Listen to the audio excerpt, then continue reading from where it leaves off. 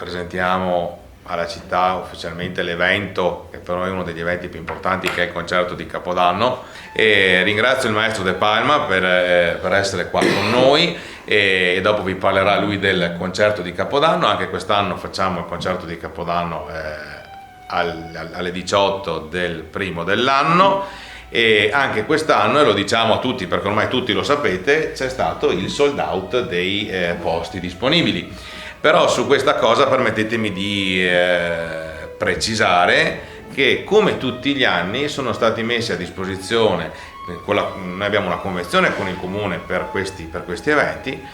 il 50% esatto dei posti disponibili in teatro, forse anche qualcosa di più del 50% dei posti disponibili, e sono stati bruciati nel giro di poche ore. Quindi vuol dire che è un evento che richiede, ecco, di mezz'ora sono stati bruciati 400 posti, quindi è un evento che richiama, è un evento che ci dà molta soddisfazione,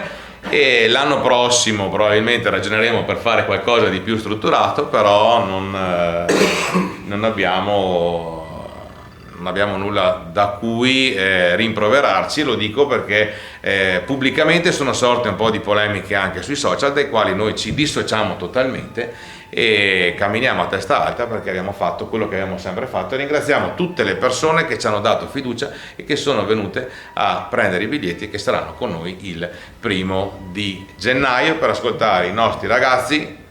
la nostra orchestra e i nostri professori. Bene, grazie. Ovviamente sottoscrivo quanto ha detto il Presidente riguardo alla trasparenza nella gestione dei biglietti. È avvenuta con la modalità consueta di tutti gli anni precedenti. È vero, c'è stata una parentesi di un anno o due nei quali è subentrata la Proloco in collaborazione, però non è avvenuto niente di insolito e nel pieno rispetto della convenzione, perché giustamente diceva il Presidente, a noi viene riservato il 50% dei posti, ma quelli che noi ci siamo autoassegnati, diciamo, sono stati anche al di sotto del 50%, quindi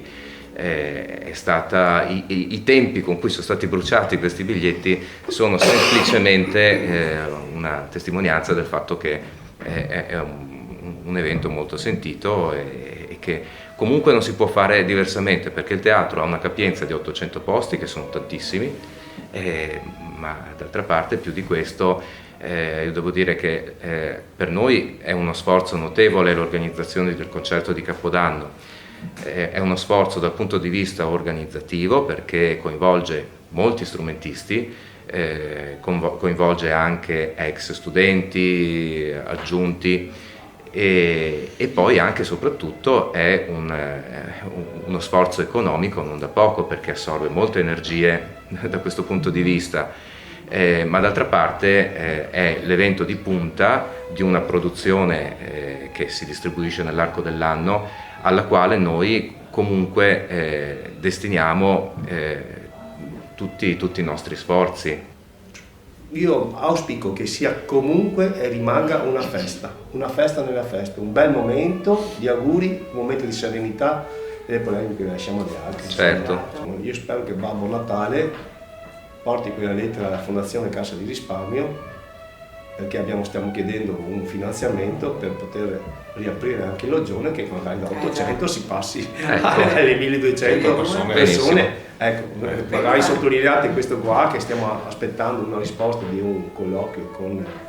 i vertici della Fondazione Cassa di Risparmio, perché già 8-10 anni fa, quando siamo partiti con l'idea che poi si è concretizzata con la chiusura e la riapertura nel 2016, c'era un impegno, anche se non scritto, per un impegno con l'allora presidente Finotti insieme al consigliere Crepaldi, che ci avrebbero accompagnato fino al completamento della sistemazione complessiva fatta a stralci di tutto il teatro comunale. Adesso noi abbiamo fatto una richiesta di incontro, spero che